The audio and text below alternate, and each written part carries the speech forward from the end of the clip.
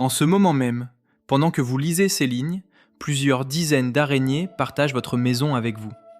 Elles sont dans les angles du plafond, derrière les meubles, sous les plinthes, à moins d'1 mètre de l'endroit où vous dormez chaque nuit. Vous ne les voyez pas, elles ne vous voient pas vraiment non plus. Et pourtant elles sont là, silencieuses, patientes, occupées à faire quelque chose d'absolument remarquable. Tout cela n'est ni fiction, ni exagération destinée à vous faire frissonner.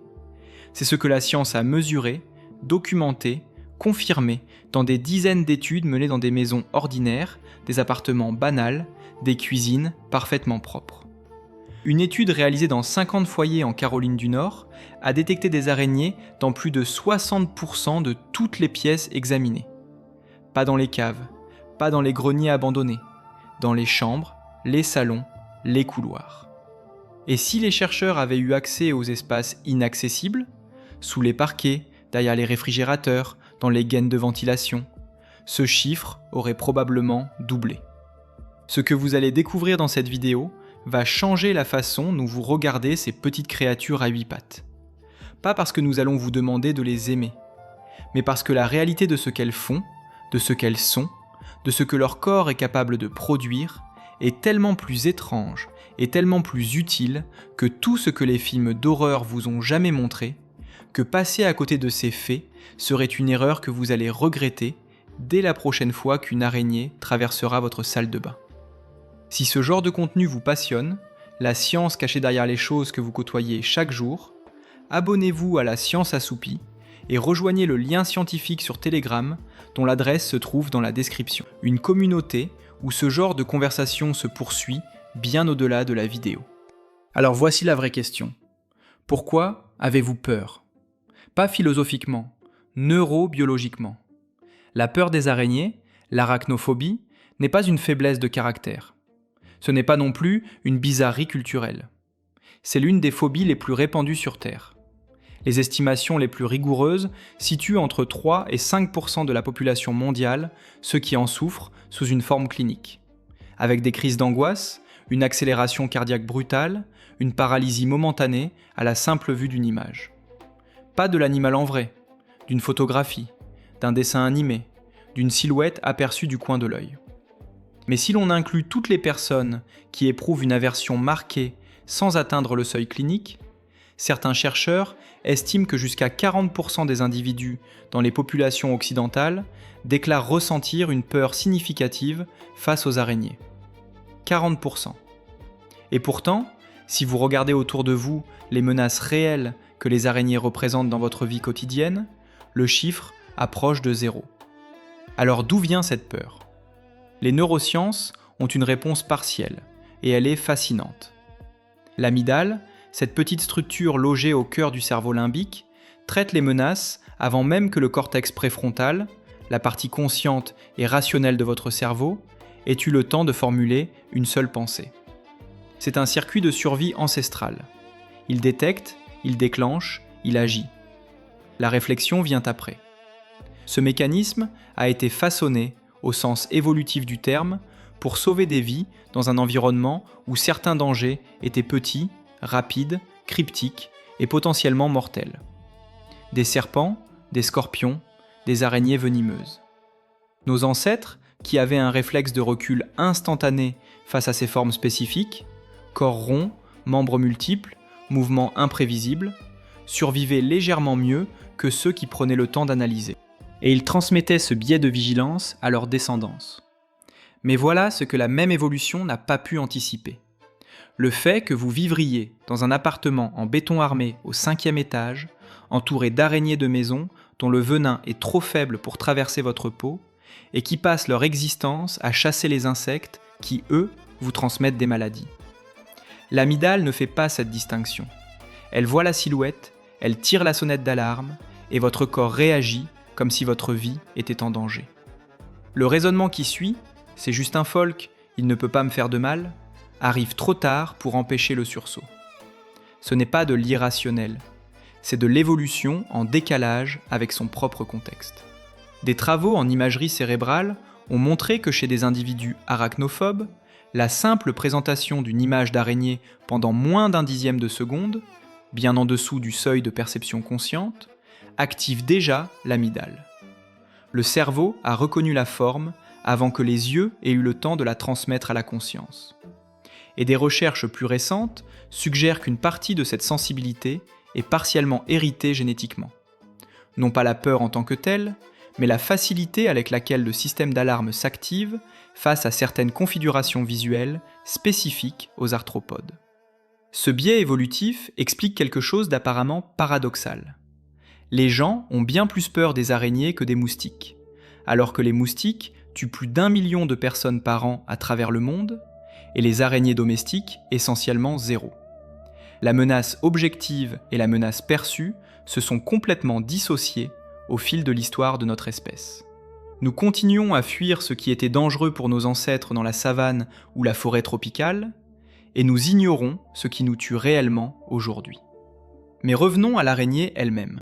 Parce que pour comprendre pourquoi elle est là, dans votre maison, et ce qu'elle y fait vraiment, il faut d'abord comprendre ce qu'elle est.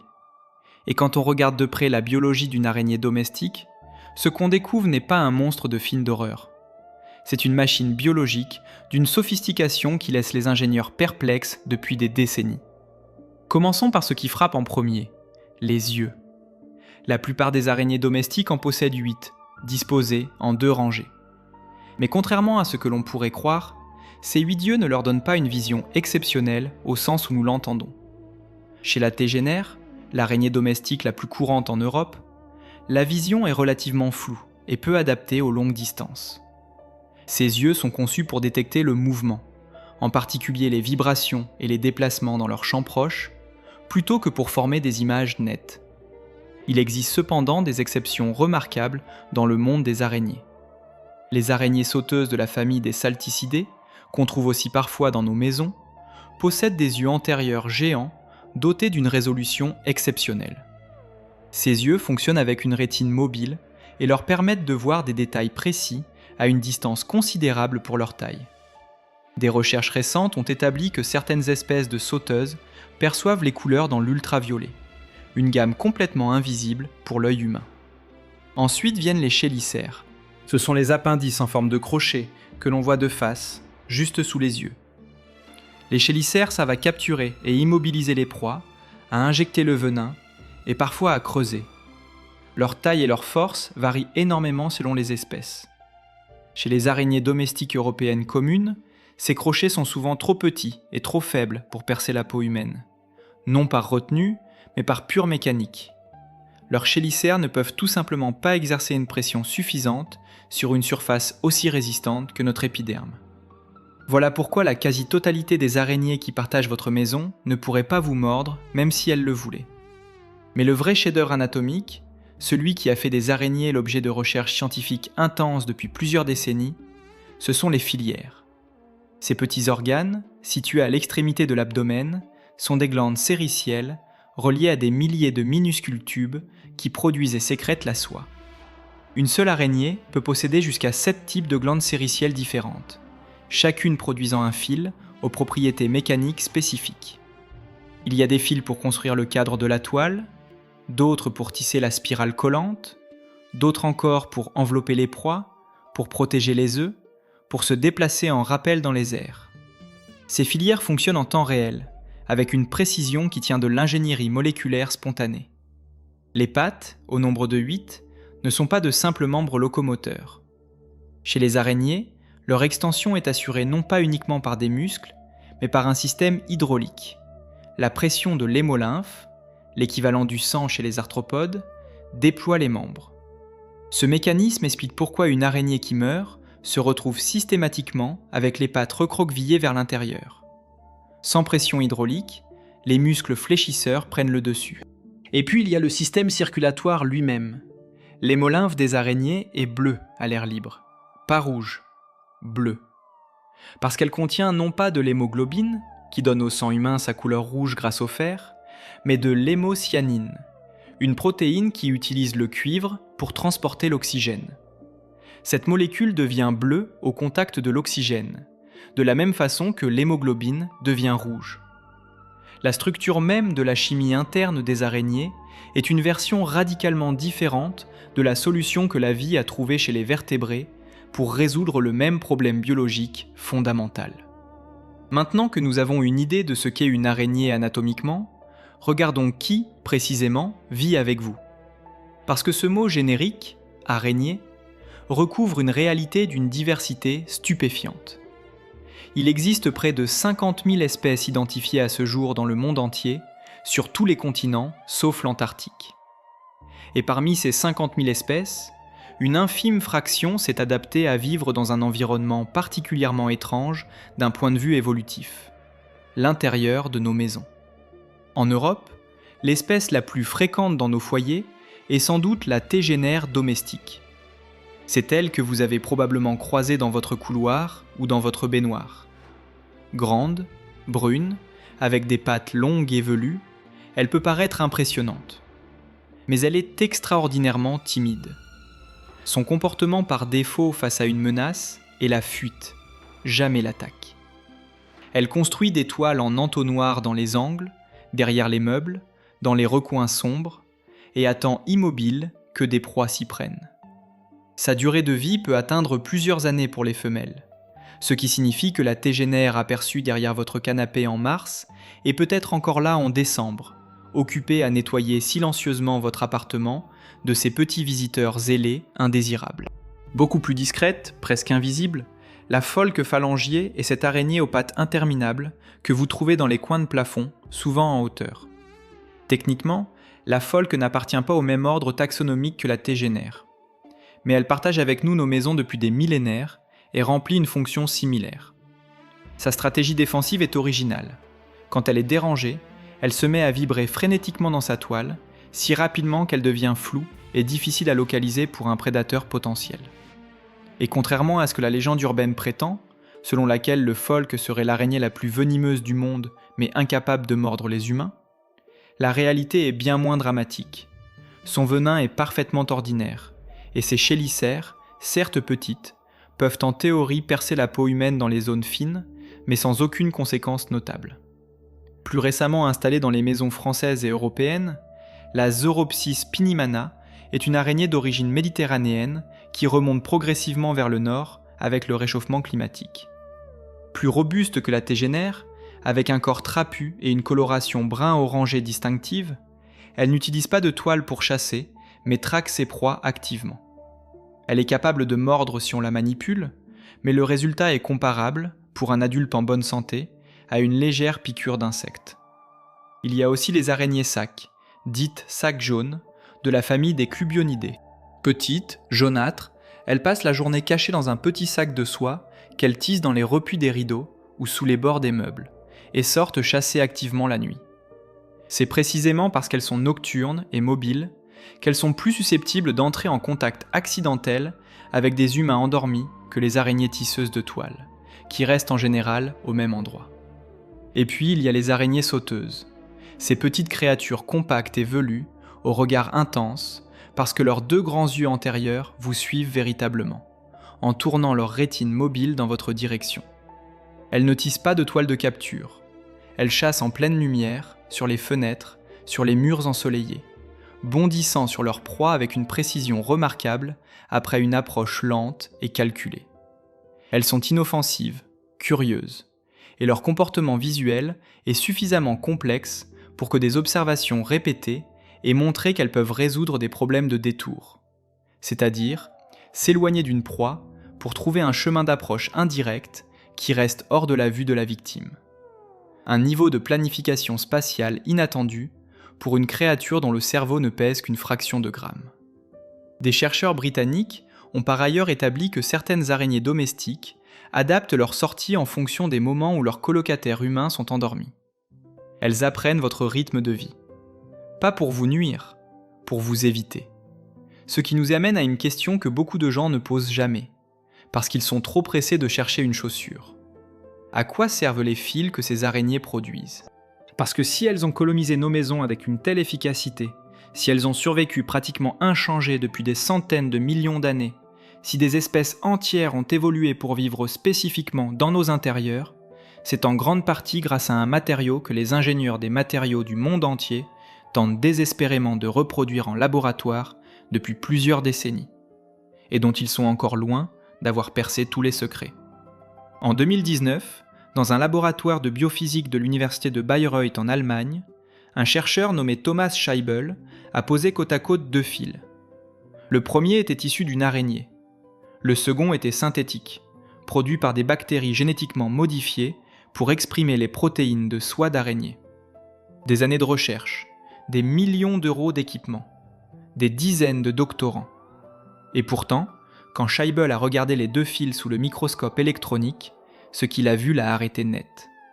Le fil synthétique était techniquement identique au niveau de la séquence protéique. Mais mécaniquement, structurellement, il était inférieur. Pas légèrement, significativement. Quelque chose dans le processus de production naturelle, quelque chose que l'araignée fait dans son abdomen, à la température du corps, sans pression, sans chaleur industrielle, sans catalyseur chimique agressif, produisait une architecture moléculaire que la machine ne parvenait pas à reproduire. Et Scheibel, qui consacrait sa carrière entière à ce problème, ne savait pas encore exactement pourquoi. Voilà le paradoxe de la soie d'araignée. Nous connaissons la séquence, nous connaissons les protéines, nous avons les plans complets. Et pourtant, nous ne savons pas construire. Pour comprendre pourquoi, il faut descendre à l'échelle où le fil se forme. À l'intérieur de l'abdomen de l'araignée, les glandes séricielles produisent des protéines appelées spidroïnes, des molécules longues, répétitives, dont la structure alterne 2 types de modules. Certains modules sont durs et cristallins, formés de feuillets bêta, des structures moléculaires rigides qui s'imbriquent comme des briques. D'autres modules sont souples et élastiques, des hélices amorphes qui absorbent les déformations sans se rompre. C'est cette alternance, rigidité et souplesse entrelacées à l'échelle nanométrique, qui confère à la soie ses propriétés mécaniques extraordinaires.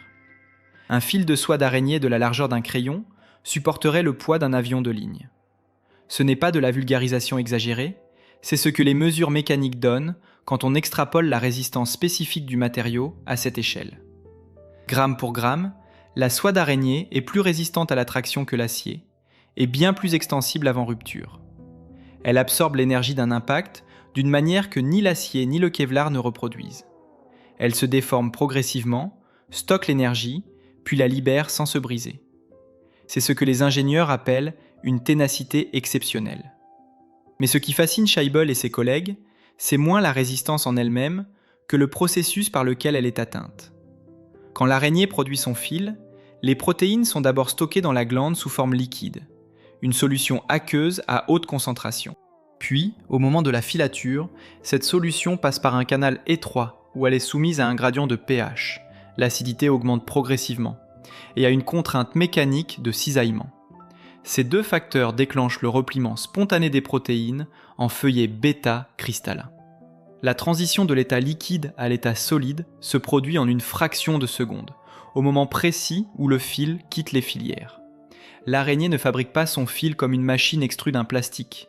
Elle déclenche une transition de phase contrôlée à température ambiante en utilisant une chimie que nous commençons à peine à comprendre. Et cela n'est que le début. Selon les espèces, une araignée peut produire jusqu'à 7 types de fils différents, chacun optimisé pour une fonction précise.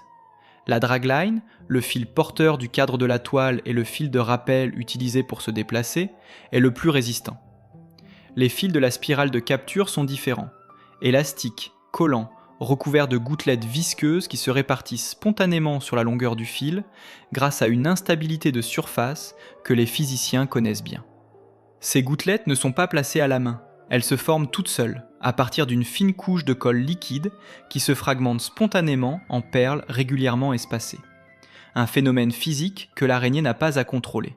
Elle produit le fil et la physique fait le reste. Les industries militaires, médicales, aérospatiales et textiles cherchent à reproduire ce matériau depuis des décennies.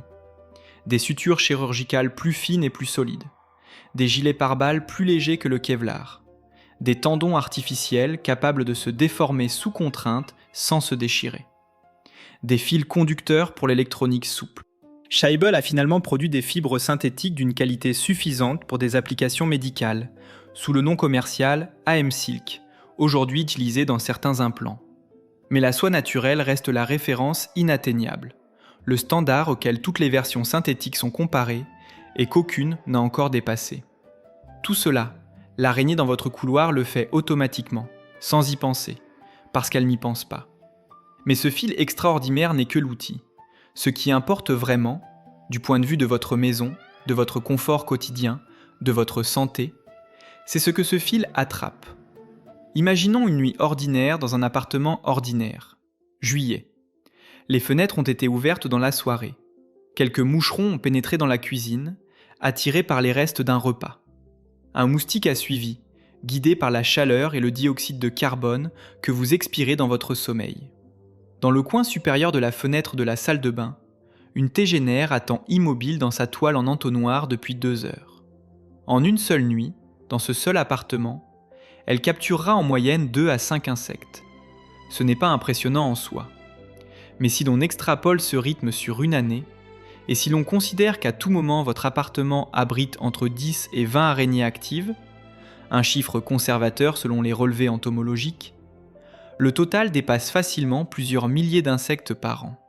Des moucherons, des moustiques, des petites mouches, des mites, des fourmis ailées, des psoques, des moucherons des fruits. À l'échelle globale, les biologistes Martin Niffler et Klaus Birkhofer ont publié en 2017 une estimation qui a fait le tour du monde scientifique. Les araignées, toutes espèces confondues, consomment chaque année entre 400 et 800 millions de tonnes de proies à l'échelle de la planète. Pour situer ce chiffre, la totalité de la viande et du poisson consommés par l'humanité entière représente environ 400 millions de tonnes par an. Les araignées mangent autant que nous, ou davantage, et elles mangent essentiellement des insectes. Dans votre maison spécifiquement, cette prédation a des conséquences concrètes et mesurables. Une araignée domestique consomme régulièrement des moustiques, et chaque moustique est un vecteur potentiel. Elle consomme des moucherons des fruits qui sinon pondent dans vos corbeilles. Elle consomme des psoques, ces minuscules insectes à peine visibles qui colonisent les murs humides et se nourrissent de moisissures. Elle consomme des mites dont les larves s'attaquent aux fibres naturelles, laine, coton, soie. Elle consomme des blattes juvéniles dans les logements où celles-ci s'installent, limitant leur prolifération bien avant qu'elles atteignent la taille visible. La présence d'une population saine d'araignées dans un logement est, selon plusieurs entomologistes, l'un des facteurs naturels les plus efficaces pour maintenir l'ensemble des populations d'insectes à des niveaux gérables. Gratuitement, silencieusement, sans pesticides. Venons-en à une question que beaucoup de gens se posent le soir en scrutant le plafond. Est-ce que ces créatures peuvent me faire du mal ? La réponse est à la fois simple et plus nuancée qu'on ne le pense. La docteure Rikki Lewis est toxicologue clinique. Elle exerce dans un hôpital universitaire américain et reçoit régulièrement, aux urgences, des patients convaincus d'avoir été mordus par une araignée. Dans la grande majorité des cas, ce diagnostic est erroné. Des études menées aux États-Unis sur des patients se présentant avec ce qu'ils croyaient être des morsures d'araignées ont révélé que dans plus de 80% des cas, la lésion était en réalité d'origine bactérienne, fongique ou allergique. Des infections à staphylocoque doré, des réactions à des acariens de la poussière, des eczémas de contact, des piqûres d'insectes non identifiés. Pas d'araignées. Le problème, explique Lewis, c'est que les gens se réveillent avec une lésion cutanée et cherchent une explication dans leur environnement immédiat. Ils aperçoivent une araignée dans la chambre. Conclusion immédiate, c'est elle. Mais les araignées ne mordent pas les humains dans leur sommeil par plaisir ou par faim. Elles ne se nourrissent pas de sang. Elles n'ont aucun intérêt évolutif à mordre une créature 100 fois plus grande qu'elles. Si une morsure se produit, c'est presque toujours dans une situation d'écrasement accidentel. On s'assoit sur une araignée cachée dans des vêtements, on glisse la main dans une chaussure où elle s'est réfugiée. Historiquement, la terreur européenne face aux araignées était liée à une croyance bien précise, le tarantisme. Au Moyen-Âge et à la Renaissance, dans le sud de l'Italie, notamment dans la région de Tarente, en Pouille, on croyait que la morsure d'une araignée locale provoquait une maladie grave, caractérisée par une agitation extrême, des convulsions, une dépression profonde, et qu'on ne pouvait en guérir qu'en dansant frénétiquement pendant des heures ou des jours. C'est de là que vient la tarentelle, cette danse du sud de l'Italie. L'araignée en question, Lycosa tarantula, est une espèce de lycose dont la morsure est réelle, mais dont les effets sont, en pratique, comparables à une forte piqûre de guêpe. Les symptômes dramatiques du tarantisme étaient en réalité probablement d'origine hystérique collective, voire liée à la consommation de champignons hallucinogènes poussant dans les champs. Mais la peur de l'araignée venimeuse était réelle, culturellement ancrée, et elle a traversé les siècles jusqu'à nous sous des formes modifiées. En Europe aujourd'hui, les araignées réellement dangereuses pour un adulte en bonne santé sont extrêmement rares. La malmignate, une espèce de veuve noire méditerranéenne, présente dans certaines régions du sud de la France, de la Corse et du bassin méditerranéen, est la seule espèce européenne dont la morsure peut nécessiter une intervention médicale sérieuse. Sa neurotoxine agit sur les terminaisons nerveuses et peut provoquer des douleurs musculaires intenses, des crampes, des nausées, une hypertension. Des décès ont été recensés dans l'histoire, notamment chez des enfants ou des personnes âgées. Mais même pour la malmignate, le risque est aujourd'hui minimisé par la disponibilité d'un antivenin efficace et par le fait que cette araignée est crépusculaire, discrète et ne s'approche pas des habitations humaines par choix. Les tégénaires, les pholques, les europsies, qui vivent activement dans vos murs, sous vos meubles, dans vos angles de plafond, aucune d'elles ne représente un risque médical réel pour un adulte en bonne santé. Mais voici où l'histoire prend un tournant que personne n'attendait. Parce que le venin que ces araignées injectent à leur proie pour les paralyser, ce venin que nous avons si longtemps considéré uniquement comme une menace, contient des molécules dont les chercheurs commencent à peine à mesurer le potentiel médical. En 2017, dans les laboratoires de l'université du Queensland en Australie, le professeur Glenn King et son équipe ont isolé dans le venin d'une araignée australienne du genre Hadroniche un peptide qu'ils ont baptisé HI1A. Ce peptide, en bloquant spécifiquement les canaux ioniques sensibles aux acides dans les neurones du cerveau, prévenait les dommages cérébraux causés par un accident vasculaire cérébral dans des modèles animaux, même administrés plusieurs heures après l'accident. Ce délai est crucial. Les traitements existants contre l'AVC ischémique perdent leur efficacité très rapidement après l'événement. Une molécule efficace 4 heures après un AVC représenterait une révolution dans le traitement de la première cause de handicap acquis dans le monde. Les essais cliniques sont en cours. L'année précédente, une équipe californienne avait décrit dans une revue scientifique de référence comment un peptide extrait du venin d'une espèce de mygale des Caraïbes, la Psalmopoeus cambridgei, modulait l'activité des neurones nociceptifs avec une précision que les opioïdes actuels n'atteignent pas. Une piste vers des antalgiques puissants sans les effets dépresseurs respiratoires qui font de la morphine un médicament à double tranchant. Et puis il y a la découverte qui a peut-être le plus marqué les cardiologues. En 2012, le chercheur Peter Escoubas, travaillant au CNRS à Sophia Antipolis, a identifié dans le venin de cette même Psalmopoeus cambridgei une toxine qui bloque les canaux sodium cardiaques impliqués dans certaines formes d'arythmie ventriculaire. Les arythmies fatales sont responsables d'une fraction significative des morts subites cardiaques dans les pays développés. Un bloqueur sélectif de ce canal, qui agirait sur le tissu cardiaque sans les effets secondaires des antiarythmiques existants, serait un médicament d'une importance clinique considérable. Les molécules dérivées de venin d'araignée sont maintenant au cœur d'un champ de recherche appelé Vénomique, qui systématise l'exploration des venins animaux comme bibliothèque de molécules bioactives candidates. Pour les chercheurs engagés dans cette discipline, chaque espèce d'araignée est une pharmacopée vivante dont la plupart des molécules n'ont pas encore été identifiées, encore moins testées. Leur venin n'a pas été conçu pour nous nuire. Il a été façonné par 400 millions d'années d'évolution pour paralyser des arthropodes de leur taille. Ce faisant, il a produit des molécules d'une spécificité telle qu'elles agissent sur des canaux ioniques et des récepteurs précis dans des organismes vivants, y compris nous. Non pas comme poison, comme clés. Des clés qui, dans les bonnes serrures biologiques, ouvrent des portes que la chimie pharmaceutique classique n'avait pas encore trouvées. L'araignée dans votre maison n'est donc pas seulement un piège à insectes ambulants, ni une filature de soie haute performance. C'est une pharmacie ambulante que l'évolution a mis des centaines de millions d'années à développer. Mais si l'on s'arrêtait là, soie, prédation, venin, on manquerait peut-être ce qui est le plus difficile à admettre à propos de ces animaux.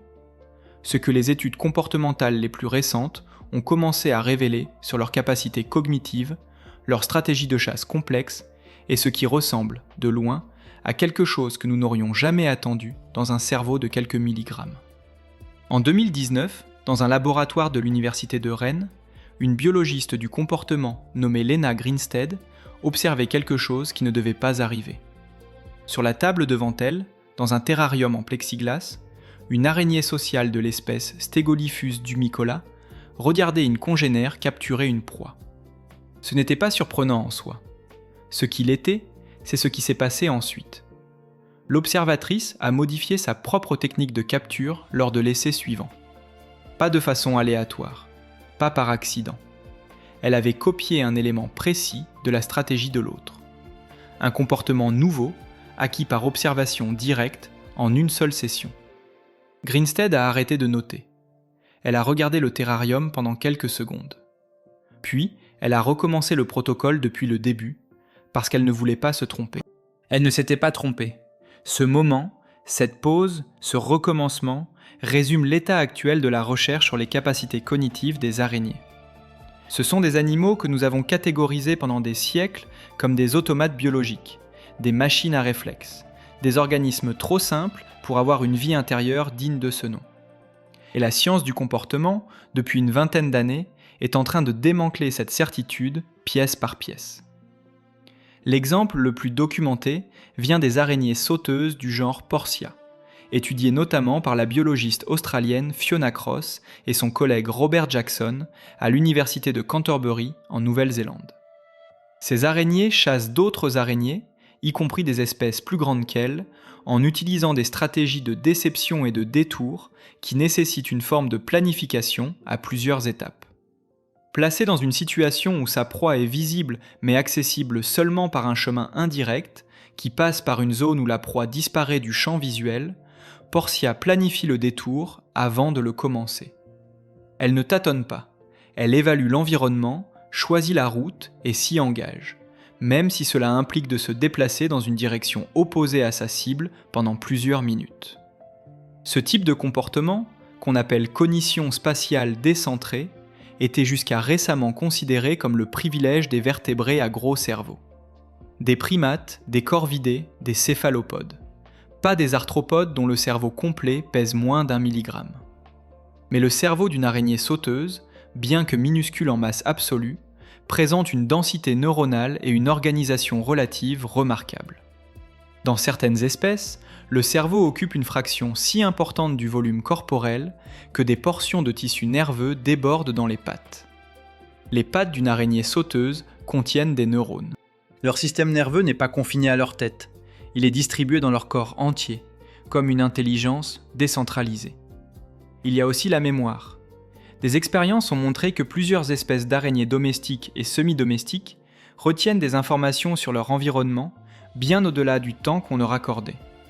Une tégénaire placée dans un environnement modifié après plusieurs semaines dans un habitat stable modifie son comportement de manière cohérente avec une représentation interne de l'environnement précédent.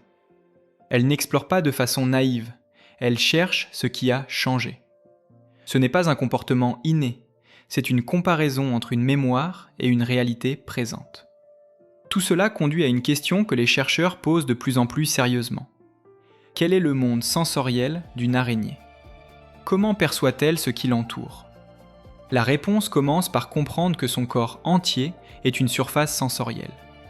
Les poils qui couvrent ses pattes et son abdomen, les trichobotries, sont des structures mécano-sensorielles capables de détecter des vibrations d'air d'une amplitude inférieure à la largeur d'un atome. Ces poils bougent en réponse à des perturbations d'air tellement infimes que nos instruments ont eu du mal à les mesurer avant le développement de capteurs de précision modernes. L'araignée perçoit ainsi le mouvement d'un insecte à plusieurs centimètres de distance sans le voir, sans le toucher, uniquement par les perturbations que ses ailes créent dans l'air. Sa toile, quand elle en possède une, est une extension de ce système sensoriel. Chaque fil transmet des vibrations dont elle extrait une quantité d'informations stupéfiantes. La taille de la proie prise au piège, son état, vivante, mourante, déjà morte, sa localisation précise dans la toile, et même parfois son espèce, identifiable par sa signature vibratoire caractéristique. Des travaux menés à l'université d'Oxford ont montré qu'une araignée tisseuse peut distinguer par les vibrations de sa toile entre une proie vivante et un objet inerte de même masse. et adapter immédiatement son comportement en conséquence. La toile n'est pas un piège passif, c'est un organe sensoriel actif, une membrane tendue sur le monde. Dans ce contexte, le champ nuptial des araignées mâles prend une dimension nouvelle. Chez de nombreuses espèces, notamment les araignées loups et les sauteuses, les mâles produisent des vibrations en frappant le sol ou des surfaces avec leur abdomen, en tremblant à des fréquences spécifiques, en combinant signaux vibratoires et signaux visuels dans des séquences complexes. Ces signaux sont précis, composés, répétés avec une cohérence qui ressemble à un langage structuré. La femelle les perçoit, les évalue, les compare. Elle répond parfois par ses propres vibrations. Il y a un échange. Pas au sens métaphorique, au sens littéral d'une transmission d'informations encodées entre deux individus. Des enregistrements réalisés avec des accéléromètres de haute sensibilité ont montré que ces échanges varient non seulement entre espèces, ce qui était attendu, mais entre individus au sein d'une même espèce. Chaque mâle a une signature vibratoire légèrement différente, et les femelles distinguent ces signatures. Elles ont des préférences. Ce n'est plus simplement une réponse réflexe à un stimulus de déclenchement, c'est une évaluation active, individuelle, d'un signal complexe. Quelque chose qui ressemble, dans sa structure fonctionnelle, à ce que nous appelons un choix. Maintenant, sortons du laboratoire. Sortons de la question de ce que les araignées sont capables de faire, et posons la question inverse. Que se passe-t-il quand elles ne sont plus là ? Imaginons un immeuble urbain ordinaire, pas une forêt, pas un jardin, un immeuble standard, dans une ville européenne. Un gestionnaire zélé décide d'éliminer systématiquement toutes les araignées visibles à coups d'insecticides et d'aspirateurs, dans les parties communes et les appartements. Propre, rassurant. Dans les premières semaines, rien ne change de façon visible. Mais les populations d'insectes dans le bâtiment commencent à croître sans régulateur naturel. Les moucherons des fruits, dont les araignées éliminaient les adultes avant qu'ils pondent, se multiplient. Les psoques, ces insectes microscopiques qui vivent dans la poussière et les moisissures, prolifèrent sans prédateurs. Les moustiques entrent par les fenêtres ouvertes et ne rencontrent plus les toiles qui tapissaient les coins des cadres. Les mites s'installent dans les placards.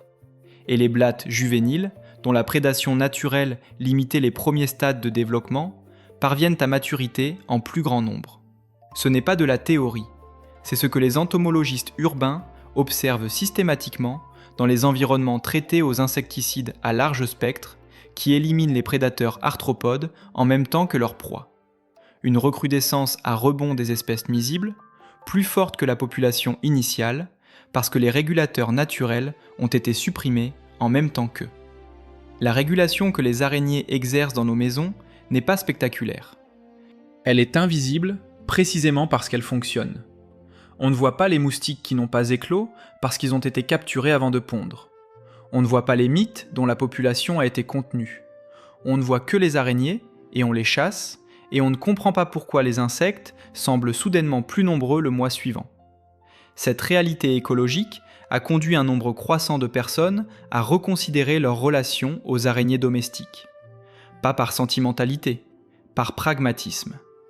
Des entomologistes comme Matt Berton, qui a dirigé l'étude de Caroline du Nord mentionnée en début de cette vidéo, plaident publiquement pour que les campagnes de santé publique intègrent ce message. Les araignées dans votre maison travaillent pour vous. Les éliminer vous coûte plus qu'elles ne vous coûtent. Et des gens ordinaires arrivent à la même conclusion par l'observation directe. Sur des forums naturalistes français, britanniques, américains, des personnes qui se décrivaient elles-mêmes comme arachnophobes racontent la même histoire avec des variantes. Le moment où quelque chose a changé. Un appartement, une araignée dans un coin, une décision de ne pas la tuer cette fois. Puis une deuxième fois. Puis l'habitude de regarder plutôt que de frapper. Et avec le regard qui s'habitue, vient la curiosité. La tégénaire qui remplace sa toile après que vous l'avez accidentellement détruite en ouvrant le volet. Le folk qui tremble frénétiquement quand vous approchez votre main. Ce flou de pâte translucide qui est une stratégie de survie vieille de millions d'années. La petite sauteuse sur le rebord de la fenêtre qui vous suit du regard, tournant sa tête vers vous, avec quelque chose qui ressemble, et ce mot est difficile à éviter, à de la curiosité. Des programmes de thérapie d'exposition graduelle pour l'arachnophobie ont produit un résultat inattendu. Les patients qui apprennent d'abord l'effet biologique sur les araignées, avant toute exposition physique, réduisent leur niveau d'anxiété plus efficacement que ceux qui font de l'exposition pure. La connaissance, pas la familiarisation forcée, est ce qui reconfigure le rapport émotionnel. Ce n'est pas la vue répétée de l'animal qui désensibilise le cerveau. C'est comprendre ce qu'il est vraiment qui déplace le curseur de la peur vers autre chose. Pas nécessairement l'affection, mais la reconnaissance. Il y a un détail que les biologistes qui travaillent sur les araignées mentionnent souvent, presque en passant, comme si c'était une évidence qu'ils ont fini par oublier de souligner. Les araignées domestiques que nous trouvons dans nos maisons aujourd'hui sont le résultat de 400 millions d'années d'évolution continue. Elles ont traversé les 5 grandes extinctions de masse. Elles ont survécu à l'astéroïde qui a effacé les dinosaures. Elles ont vu les continents se déplacer, les océans changer de forme, des forêts entières apparaître et disparaître. Et au fil de ce temps immense, elles n'ont pas changé en profondeur. Ce qui fonctionne n'a pas besoin d'être réinventé. La tégénaire dans votre couloir est, à peu de choses près, la même créature que celle qui chassait dans les fougères arborescentes de la Carbonifère, il y a plus de 300 millions d'années. Elle a survécu à tout ce que la Terre a produit de pire. Et elle a fini par s'installer dans votre appartement, derrière votre radiateur, à 1 mètre de l'endroit où vous posez vos chaussures. Vous partagez votre espace avec quelque chose d'ancien, quelque chose de remarquablement compétent, quelque chose qui, pendant que vous dormez, tisse, chasse, perçoit, planifie et maintient autour de vous un équilibre aussi subtil que vous n'en avez jamais remarqué l'existence, jusqu'à ce soir. La prochaine fois qu'une araignée traverse votre salon, peut-être que vous prendrez 1 seconde de plus. Pas pour l'aimer, juste pour regarder, vraiment regarder ce qu'elle est. Si cette vidéo a changé quelque chose dans votre regard sur ces créatures, un like et un abonnement à la Science Assoupie nous aident à continuer. Et rejoignez le lien scientifique sur Telegram, lien dans la description, pour ne manquer aucune découverte.